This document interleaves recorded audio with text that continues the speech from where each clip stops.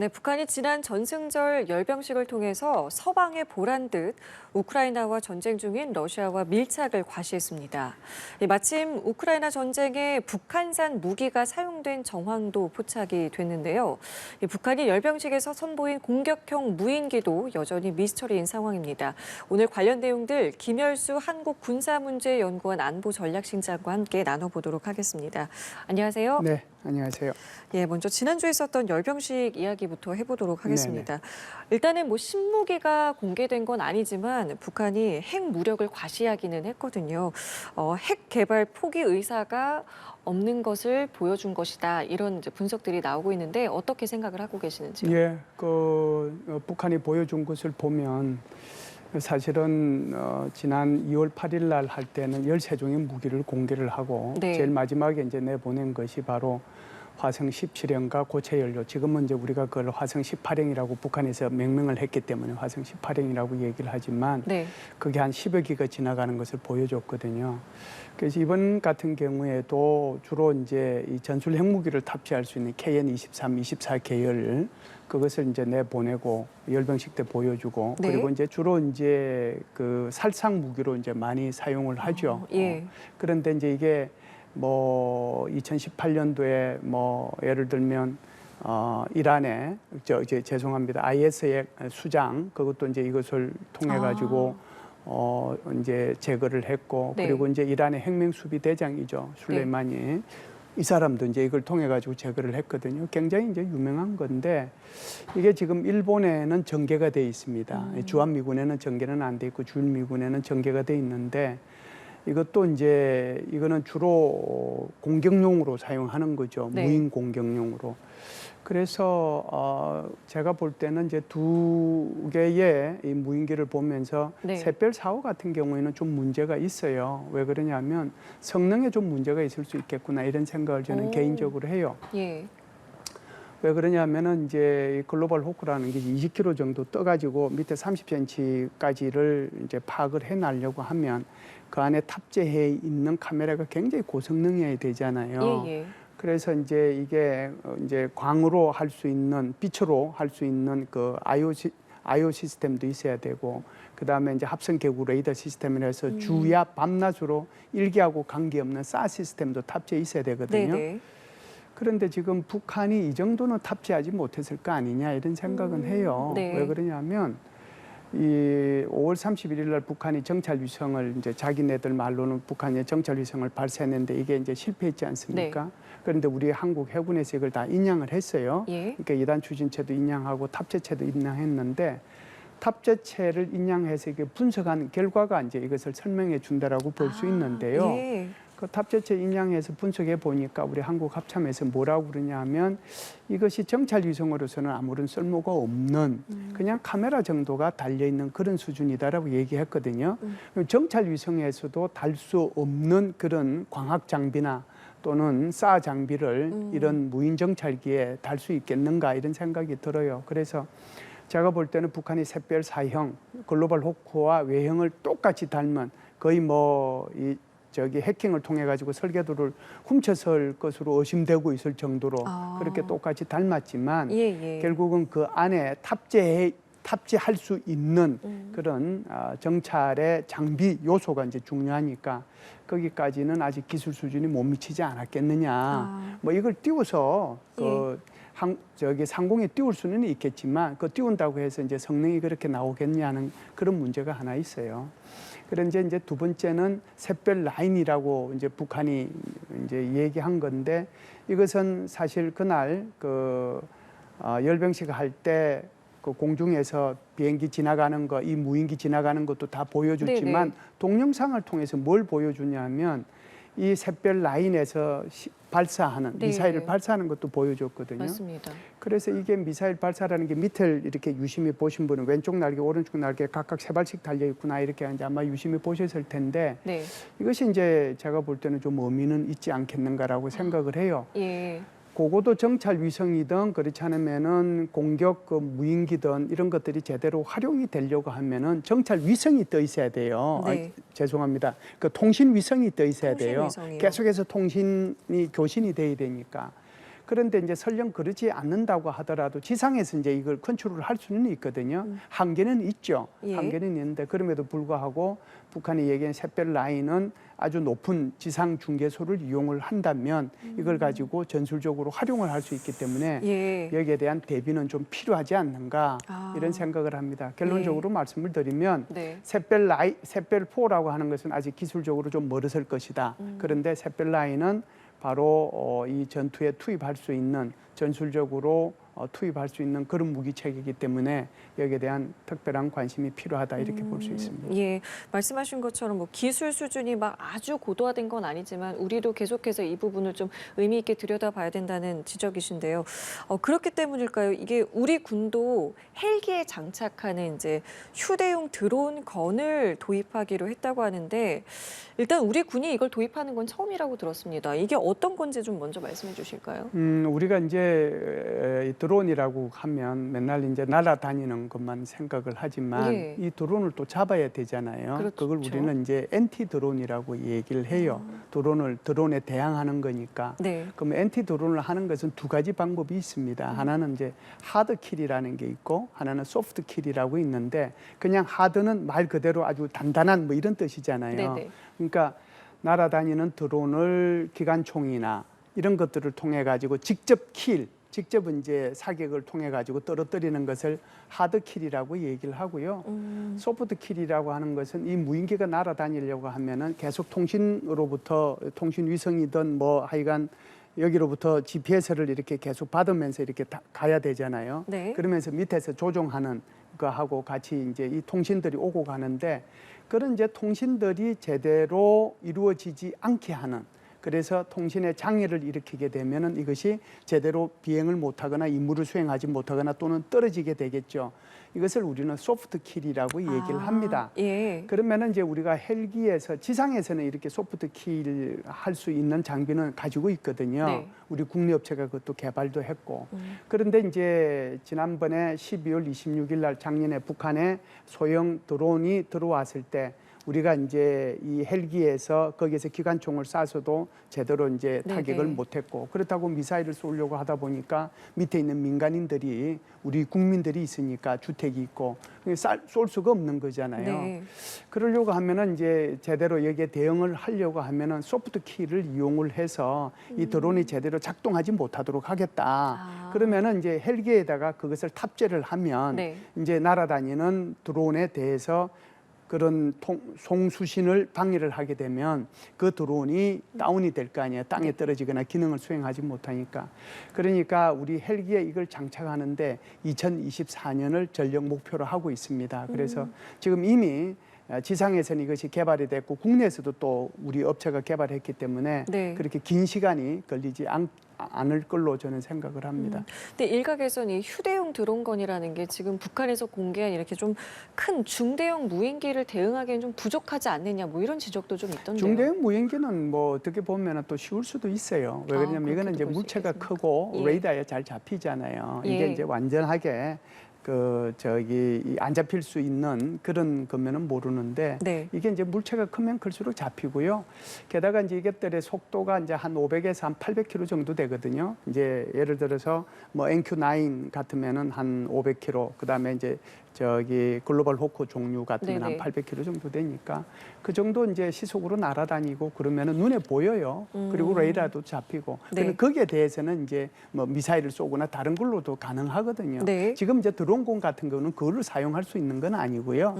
주로 이제 소형 드론에 대한 그런 대응책으로 지금 드론군을 이 헬기에 탑재하겠다 이런 의미입니다. 예.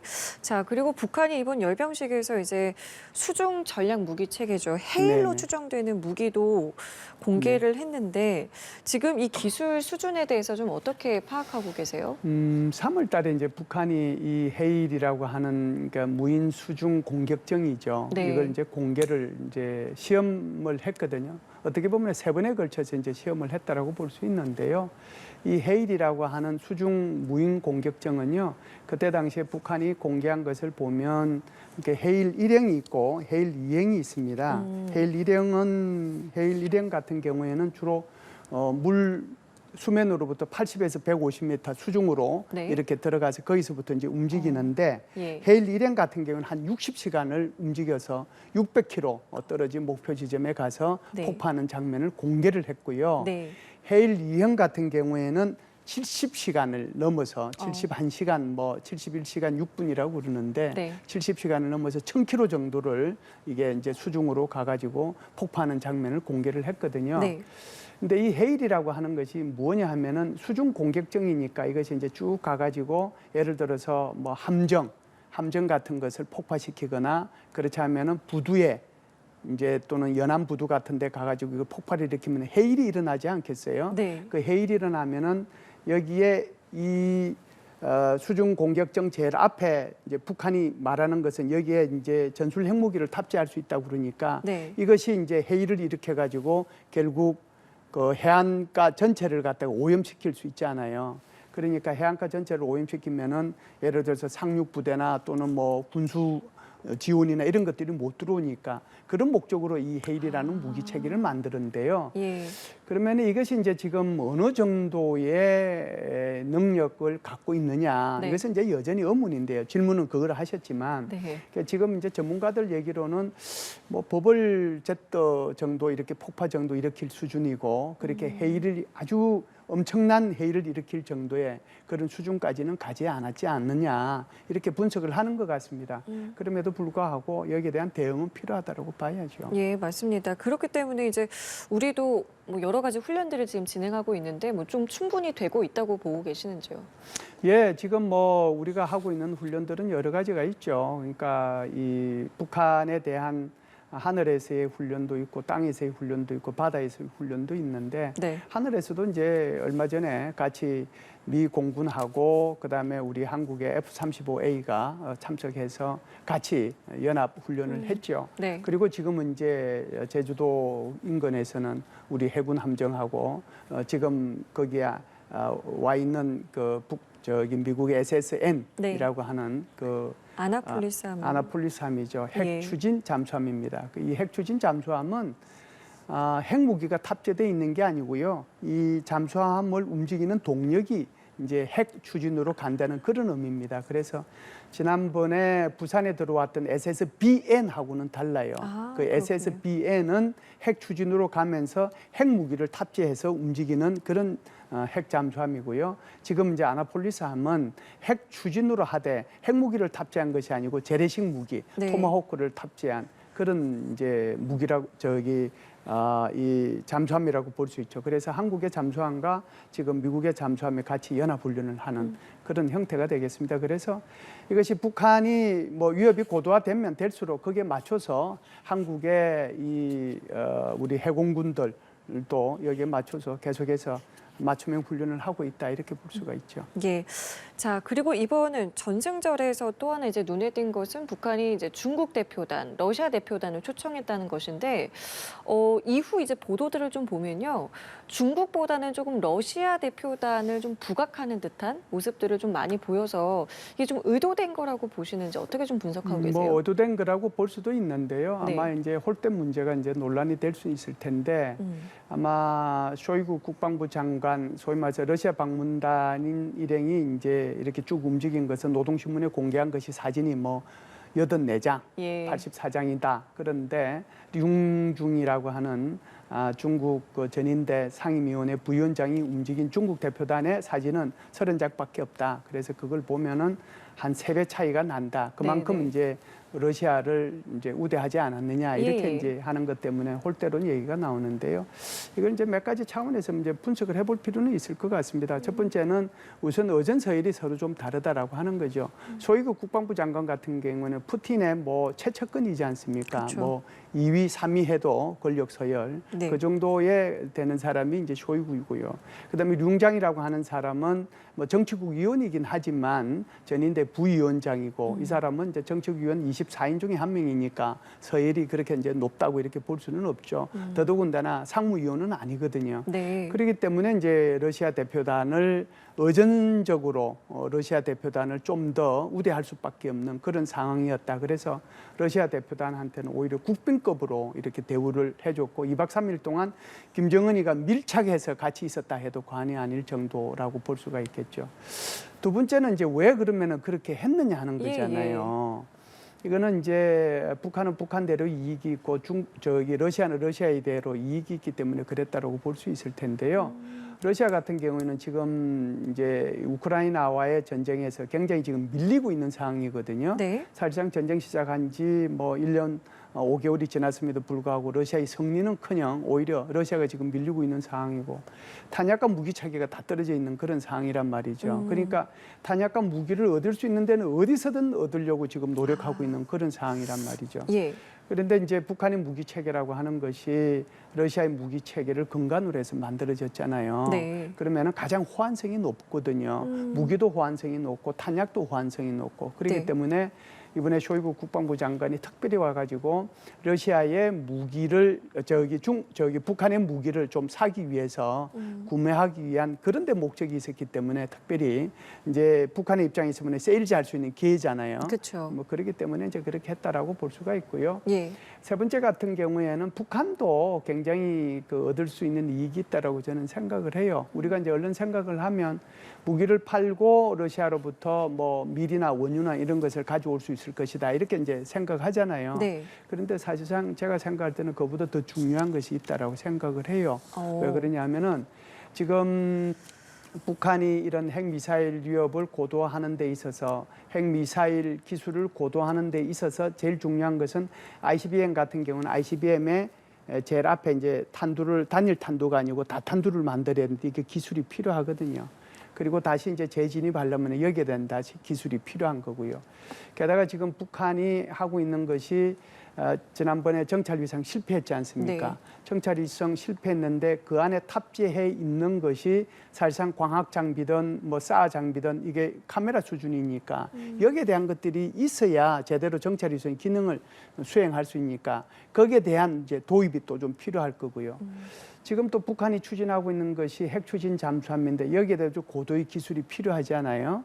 그러면은 이런 군사적 목적, 군사적 기술을 러시아로부터 북한이 받기 위해서 굉장한 노력을 이번에 하지 않았을까. 그런 목적이 있기 때문에 네. 러시아 쇼이구 국방부 장관에 대해서 특별히 더 국빈급 대우를 하지 않았는가 이런 생각은 합니다. 그러니까 북한과 러시아의 각각의 이제 이해가 잘 맞아 떨어졌다는 그렇죠. 측면에서의 분석이신데, 그럼 중국의 입장에서는 조금 더 격을 높은 인물을 보내지 않은 것도 뭐 하나의 의도라고 볼 수 있을까요? 예, 한 5년 전에는 왔을 때 누가 왔느냐 하면 중국의 전국인민대표대회의 상임위원회 위원장인 리 잔수라는 사람이 예. 와서 그때 사실상 열병식에 참석을 했거든요. 네. 그 열병식에 참석했는데 리잔수라는 사람은 서열 3위입니다.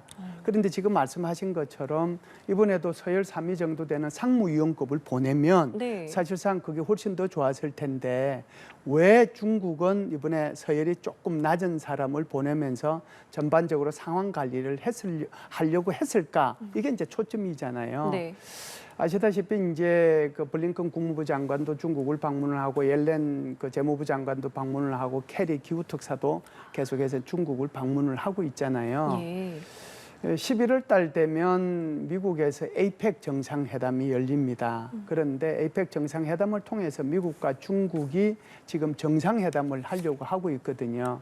그러면서 이 지금 뭐 캐리든 또는 블링컨이든 옐렌이든 이 사람들이 중국에 가서 한 얘기는 미국과 중국 사이에 디커플링을 얘기하는 것이 아니라 디리스킹을 얘기하고 있거든요. 네. 위험을 좀 관리할 필요가 있다라고 하는 거죠. 그래서 전반적으로 조금 긴장된 상태를 조금 줄여서 위험을 서로가 관리할 수 있는 상태로 좀 만들었으면 좋겠다. 그런 분위기가 지금 형성이 되고 있기 때문에 중국의 입장에서도 서열 3위를 보내서 거기에 지금 북한이 대북 제재도 받고 있고 그러는데 그것을 마치 인정해 주는 것처럼 그렇게 해서 중국 대표단을 아주 고의적으로 보내는 것보다는 네. 그래도 조금 형식적이지만 뭐 수위를 조절해서 보내지 않았겠는가 그런 생각이 있는 거죠. 예. 그러다 보니까 이제 북한은 좀 섭섭하겠죠. 섭섭하니까 오히려 중국 대표단을 국빈 대접하듯이 하고 류웅중이한테는 조금 대접을 소홀히 했다 이렇게 볼 수 있는데요. 그걸 통해서 북한이 얻고자 하는 것은 정치적인 목적이 있다라고 봅니다. 그 정치적 목적이 바로 중국으로 하여금 조바심을 느끼게 하는데 그 목적이 있지 않는가 이런 생각을 합니다. 네, 이 결국에는 이제 정황상 북한과 러시아 간의 어떤 무기 거래가 있지 않았겠느냐라는 여러 그렇죠. 가지 이제 추정을 할 수밖에 없는 상황인 것인데 실제로 이런 보도가 좀 나왔습니다. 이 우크라이나에서 북한산 무기가 이제 좀 발견이 된 부분이죠. 사실 과거에도 이미 러시아와 북한 간의 무기 거래가 좀 있었던 것 같다라는 의혹은 제기가 됐었습니다만 뭐 확인된 바가 없었는데 이러한 어떤 보도와 지금 확인된 사실만 본다면 이번에도 그리고 과거에도 무기 거래는 있었을 것이다라는 뭐 추정에 조금 더 힘을 실어준다 뭐 이렇게 봐야 되겠습니까? 그렇죠. 이제 올 초에도 이제 미 백악관에서 계속해서 발표한 내용이 러시아와 북한 국경 사이에 러시아 기차가 들어왔는데 빈차로 왔다가 뭐 빈차로 가지는 않았을 거다. 그러니까 미리 싣고 와서 나갈 때는 아마 북한산 무기와 탄약을 싣고 갔을 것이다. 그렇게 추정만 했잖아요. 네. 뭐 이제 그런 정보들이 있다라고 얘기를 했지만 네. 그와 관련해서 확실한 정보를 가지고 공개하지는 못했거든요. 네. 그런데 지금 북한산 무기에 대해서 두 가지 서로 다른 이제 그 뉴스가 나오고 있는데 무슨 내용이냐면은 지금 러시아에서는 북한산 무기를 가지고 우크라이나를 공격했다. 뭐 예를 들면 이제 그런 이제 보도가 있고 이 우크라이나에서는 러시아로부터 빼앗은 북한산 무기 체계를 가지고 오히려 러시아를 공격했다. 그러면은 이 두 가지를 종합해 보면은 결국은 북한산 무기가 지금 우크라이나전에 투입되고 있다는 거잖아요. 그렇죠. 그래서 제가 볼 때는 이런 정보들을 좀 많이 수집을 해서 이걸 유엔 안전보장이사회에서 논의를 했으면 좋겠다는 그런 생각을 개인적으로 하고요. 네. 왜 그러냐 하면은 이 북한으로부터의 어떤 형태의 무기도 수출입하지 못하도록 예. 중국과 유엔 안전보장이사의 대북 제재 결의안에 자기네들이 찬성한 내용이에요. 그렇기 때문에 이 부분을 조금 더 국제적으로 공론화할 필요는 있다 이렇게 보죠. 근데 지금 상임위 차원에서의 논의를 좀 바라셨지만 사실 러시아가 이렇게 나온 상황에서 뭔가 제재를 더 가하기는 좀 어렵지 않을까요? 이제 제재는 힘들고 또 이것이 제재 결의안이 통과되기는 힘들다고 하더라도 논의는 할 수 있거든요. 그 논의조차 안 하면은 더더욱 할 거 아니에요. 그래서 예. 설령 부결을 하고 그런다고 하더라도 여기에 대해서 여러 가지 영상들 그리고 증거 자료를 수집을 해서 네. 이것을 국제사회에 계속 공론화시킬 필요는 있다 이렇게 보죠. 그만큼 러시아는 압박을 받게 될 겁니다. 또 하나 좀 기대되는 부분은 이제 곧 한미 정상이 만나잖아요. 여기서 좀 어떤 실효성 있는 대책이 나오지 않겠느냐 이 부분인데 뭐 어떻게 좀 볼 수 있을까요? 한미일 정상회담을 통해서도 아마 이 부분에 대한 논의는 할 거예요. 아무래도 이제 미국 인태 전략에 대한 논의도 할 거고 대만 문제와 북한 핵 문제에 대한 논의도 하게 될 거고 이것뿐만 아니라 뭐 공급망 문제, 그다음에 예를 들어서 뭐 또 신경제라고 할까요? 뭐 신기술에 대한 협력 문제 이런 것도 하게 될 텐데 지금 질문하신 것처럼 이런 문제들이 좀 심각해지게 되면 네. 이것이 단순히 러시아와 뭐 우크라이나의 문제뿐만이 아니고 예. 이게 이제 북한 핵 문제하고도 같이 연결이 돼 있거든요. 그래서 네네. 북한 핵 문제에 대한 것들을 얘기를 하면서 북한의 러시아로의 이런 무기 수출에 대한 문제도 같이 논의를 하지 않겠는가 이런 생각을 합니다. 그렇다고 해서 네. 제가 지금 볼 때는 뾰족한 뭐가 나오느냐 그건 아니거든요. 단 할 수 있다라고 하면 이런 게 있을 수 있을 거예요.